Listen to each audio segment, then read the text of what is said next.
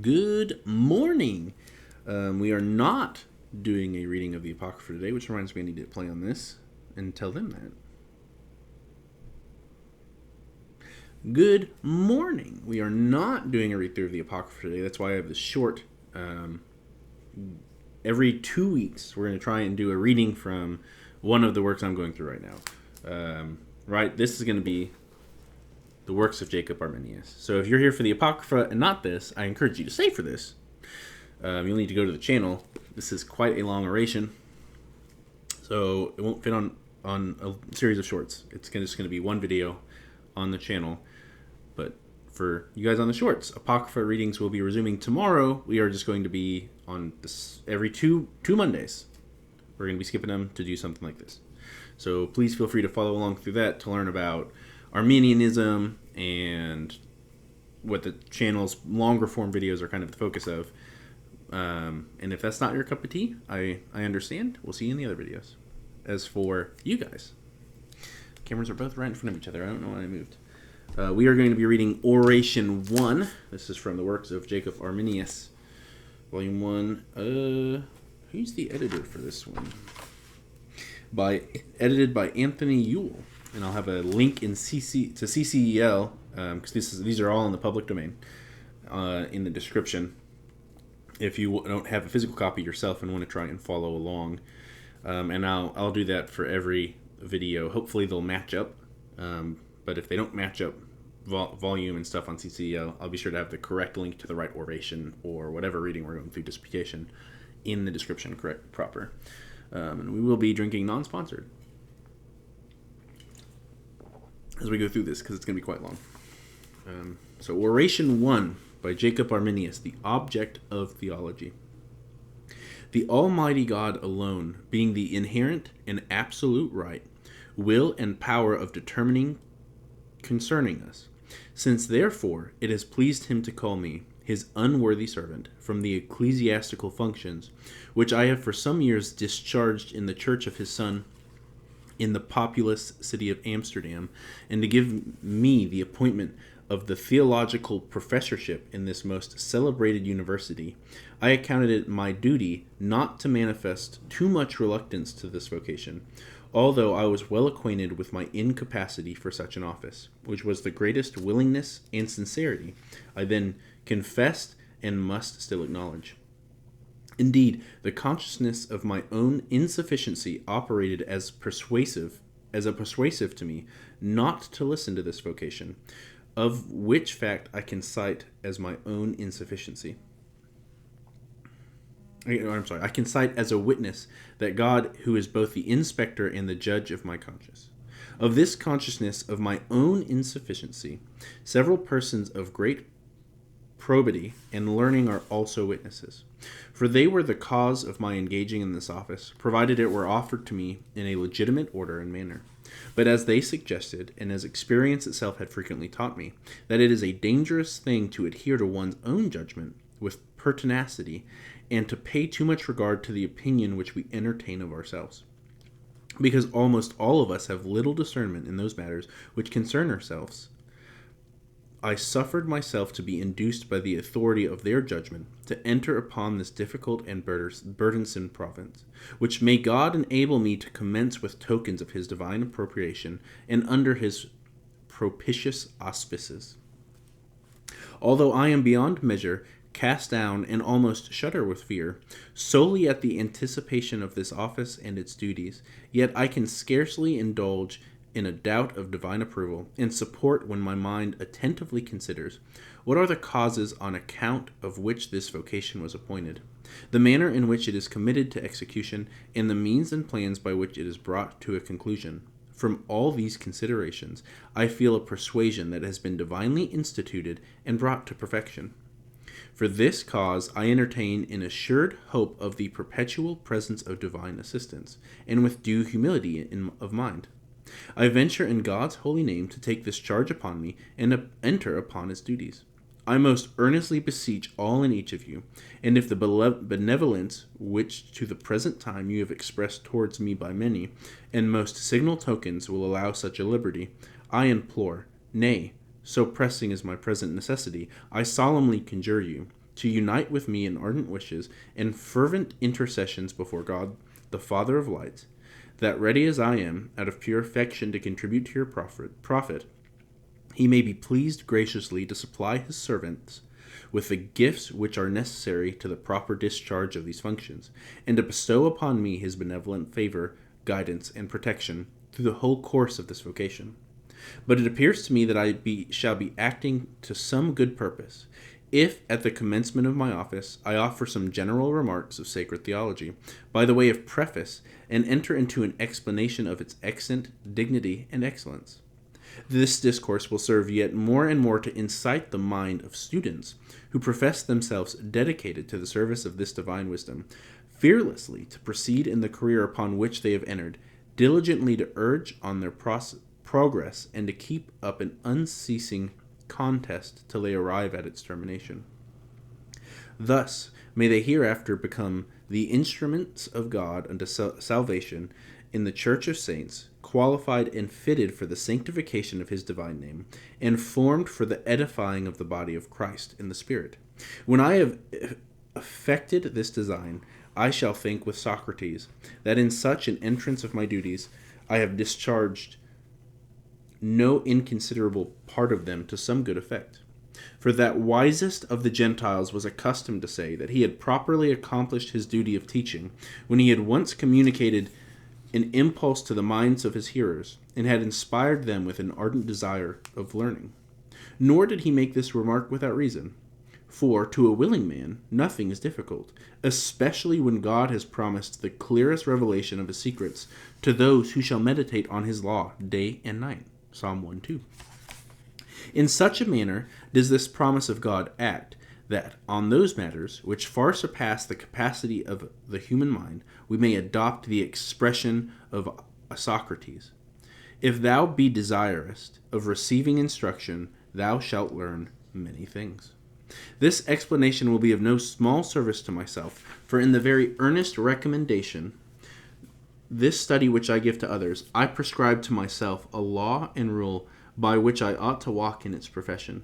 And an additional necessity is thus imposed on me, conducting myself in my new office with holiness and modesty, and in all good conscience, that in case I should afterwards turn aside from the right path, which may our gracious God prevent, such a solemn recommendation of the study may be cast in my face to my shame. In the discussion of this subject, I do not think it necessary to utter any protestation before professors most learned in jurisprudence, most skillful in medicine, most subtle in philosophy, and most erudite in the languages. Before such learned persons I have no need to enter into any protestation, for the purpose of removing from myself a suspicion of wishing to bring into neglect or contempt that particular study which each of them cultivates. For to every kind of study in the most noble theater of the sciences I assign as it becomes me its due place, and that an honorable one, and each being content with its subordinate station, all of them with the greatest willingness concede the president's throne to that science of which I am now treating. I shall adopt the plain and simple species of oratory, which, according to Euripides, belongs peculiarly to the truth. I am not ignorant that some resemblance and relation ought to exist between an oration and the subjects that are discussed in it, and therefore that a certain divine method of speech is required when we attempt to speak on divine things according to their dignity. But I choose plainness and simplicity, because theology needs no ornament, but is content to be taught, and because it is out of my power to make an effort towards acquiring a style that may be in any degree worthy of such a subject. In discussing the dignity and excellence of sacred theology, I shall briefly confine it within 4 titles. In imitation of the method which obtains in human sciences, that are estimated according to the excellence of their object, their author, and their end, and the importance of the reasons by which each of them is supported. And I shall follow the same plan, speaking first of the object of theology, then of its author, afterwards of its end, and lastly its certainty. I pray God that the grace of his Holy Spirit may be present with me while I am speaking, and that he would be pleased to direct my mind, mouth, and tongue in such a manner as to enable me to advance those truths which are holy, worthy of God, and salutary to his creatures, to the glory of his name, and for the edification of his church. I entreat you also, my most illustrious and polite hearers, kindly to grant me your attention for a short time, while I endeavor to explain matters of the greatest importance, and while your observation is directed to the subject in which I shall exercise myself, you will have the goodness to regard it, rather than any presumed skill in my manner of treating it. The nature of this great subject requires us, at this hour especially, to direct our attention in the first instance to the object of theology. For the objects of sciences are so intimately related and so essential to them as to give them their appellations. But God is himself the object of theology. The very term indicates as much, for theology signifies a discourse of reasoning concerning God.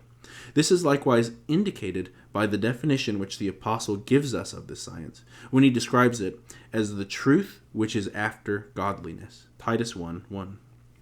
The Greek word here used for godliness is eusebia, signifying a worship due to God alone, which the apostle shews in a manner of greater clearness, when he calls this piety by the more exact term quisobia.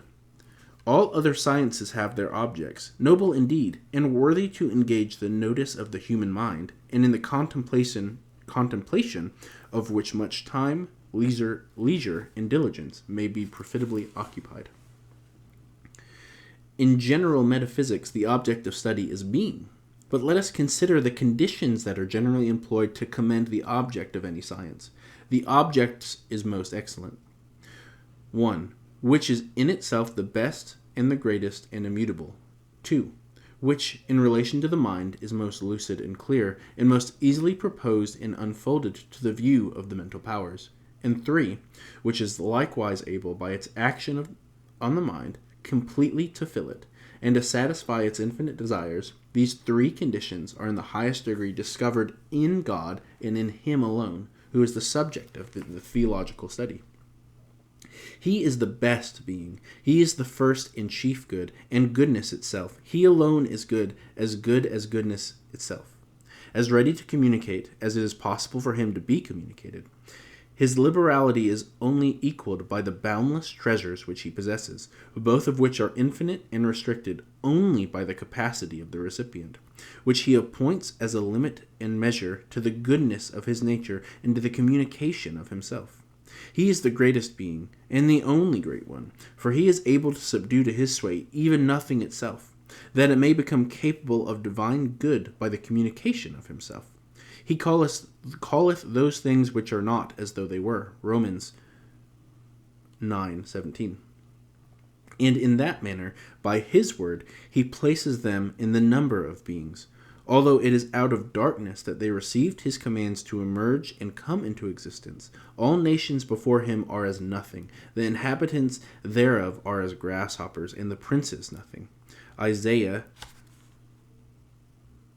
I believe that is 11:17, 22, and 23. The whole of this system of heaven and earth appears scarcely equal to point, before him whose center is everywhere, but whose circumference is nowhere. He is immutable, always the same, and endureth forever. His years have no end. Psalm 102. Nothing can be added to him, and nothing can be taken from him. With him is no variableness, neither shadow of turning. James 1:17. Whatsoever obtains stability for a single moment, borrows it from him, and receives it of mere grace. Pleasant, therefore, and most delightful is it to contemplate him on account of his goodness. It is glorious in consideration of his greatness, and it is sure in reference to his immutability. He is the most resplendent and bright. He is light itself, and becomes an object of most obvious perception of the mind, according to this expression of the apostle, that they should seek the Lord, if happily they might feel after him and find him, though he be not far from every one of us. For in him we live and move and have our being. For we are also his offspring. Acts 12:27 and 28. And according to another passage, God left not himself without witness, in that he did good, and gave us rain from heaven and fruitful seasons, filling our hearts with food and gladness. Acts 14:17. Being supported by these true sayings, I venture to assert that nothing can be seen or truly known in any object, except in which in it we have previously seen and known God himself. In the first place, he is called being itself because he offers himself to the understanding as an object of knowledge. But all beings, both visible and invisible, corporeal and incorporeal, proclaim aloud that they have derived the beginning of their essence and condition from some other than themselves, and that they have not their own proper existence till they have it from another. All of them utter speech, according to the saying of the royal prophet. The heavens declare the glory of God, and the firmament showeth his handiwork. Psalm 19:1. That is, the firmament sounds aloud as with a trumpet, and proclaims that it is the work of the right hand of the Most High. Among created objects you may discover many tokens indicating that they derive from some other source whatever they themselves possess. Mere strongly, then, that they have an existence in the number and scale of beings. Nor is this matter of wonder, since they are always nearer to nothing than to their Creator, from whom they are removed to a distance that is infinite, and separated by infinite space, while by properties that are only finite, they are distinguished from nothing. The primeval womb from whence they sprung, and into which they may fall back again, but they can never be raised to a divine equality with God their Maker. Therefore it is rightly spoken by the ancient heathens, of Jove all things are full. Sorry, that the last three paragraphs were point 2. We're on point 3 now. My apologies. He alone can completely fill the mind and satisfy its otherwise insatiable desires. For he is infinite in his essence, his wisdom, power, and goodness. He is the first and chief verity, the truth itself in the abstract. But the human mind is finite in nature, the substance of which it is formed, and only in this view is it a partaker of infinity, because it apprehends infinite being and the chief truth, although it is incapable of comprehending them. David, therefore, in exclamation of joyful self-gratulation, openly confesses that he was content with the possession of God alone, who by means of knowledge and love is possessed by his creature. These are his words: "Whom have I in heaven but thee? And there is none upon the earth that I desire beside thee." I'm sorry, the Psalms are in Roman numerals, and I do not recognize that Roman numeral. I will put the correct citation will be in CCEL. My apologies. If thou be acquainted with all other things, and yet remain in a state of ignorance with regard to him alone, thou art always wandering beyond the proper point, and thy restless love of knowledge increases in the proportion in which knowledge itself is increased. The man who knows only God, and who is ignorant of all these things, remains in peace and tranquility, and, like one that has found a pearl of great price, although in the purchase of it he may have expended the whole of his substance, he congratulates himself and greatly triumphs. This luster or brightness of the object is the cause why an investigation into it, or an inquiry after it, is never instituted without obtaining it, and such is its fullness, when it has once been found, the discovery of it always attended the abundant profit.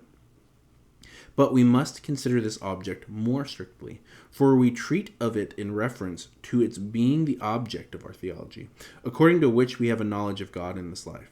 We must therefore clothe it in a certain mode, and invest it in a formal manner, as the logical phrase is, and thus place it as a foundation to our knowledge. 3 considerations of this matter are themselves to our notice.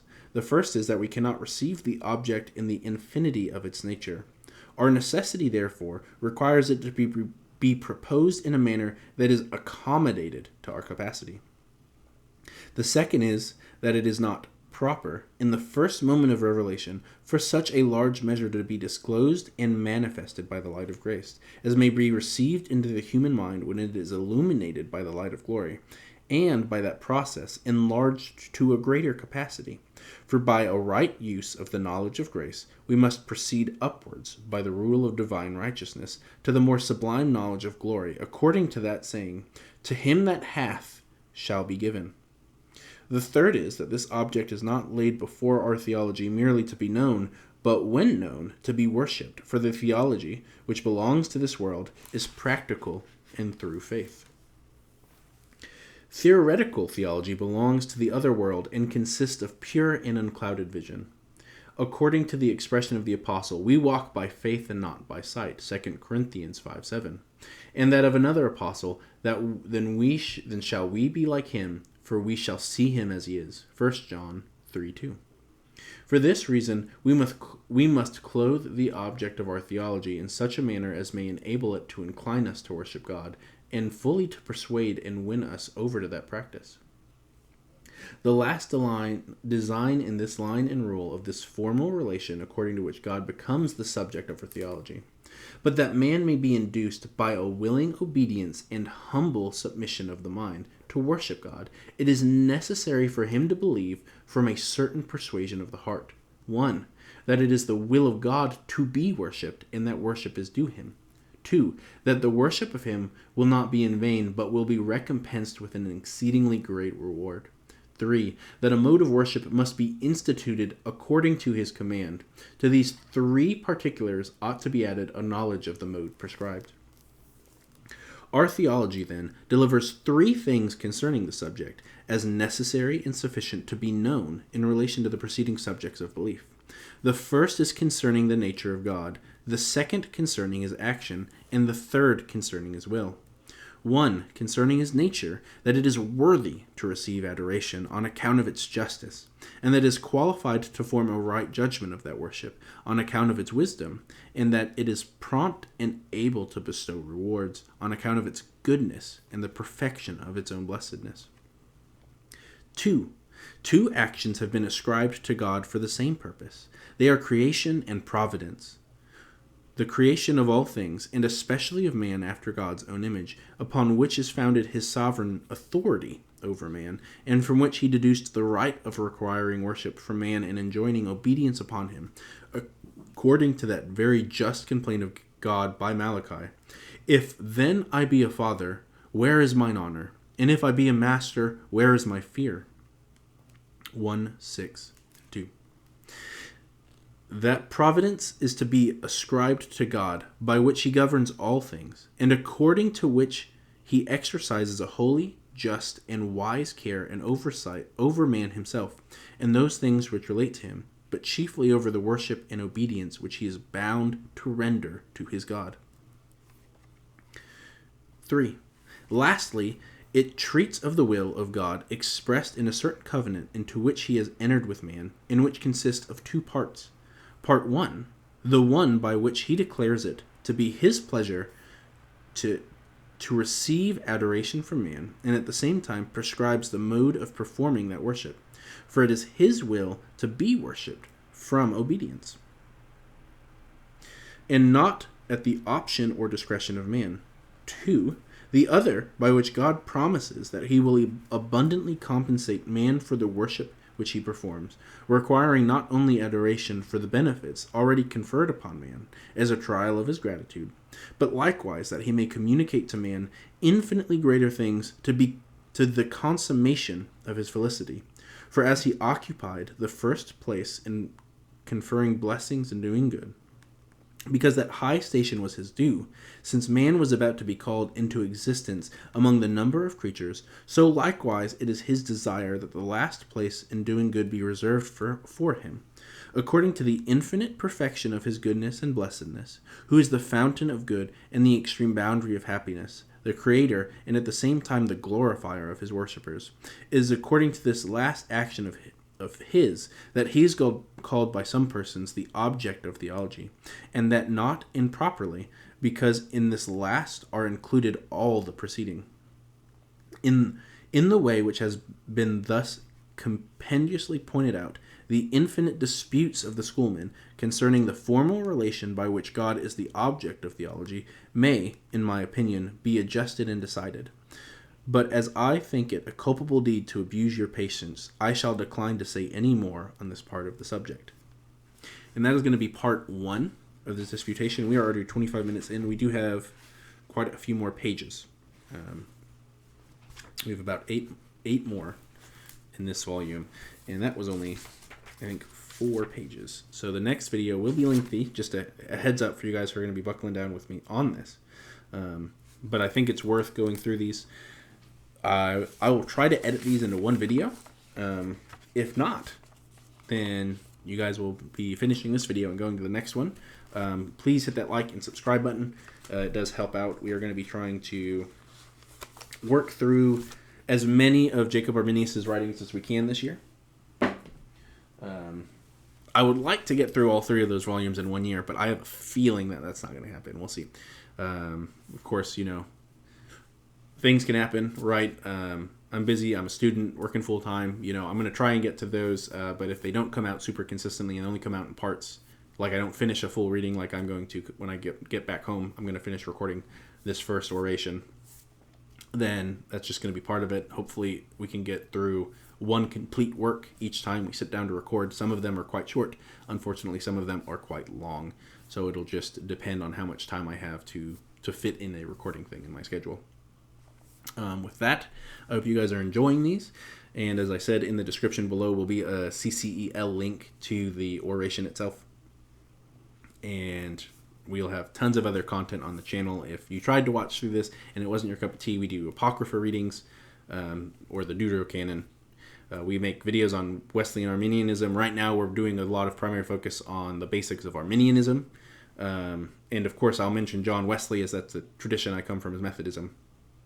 But right now on the channel we are focusing on the commonalities of the Arminian traditions, going through those cores before eventually moving on to the more Wesleyan distinctives that kind of pop up once you start messing with Methodists and Nazarenes and other groups that are influenced by Wesley. With that, you guys have a wonderful day, and God bless.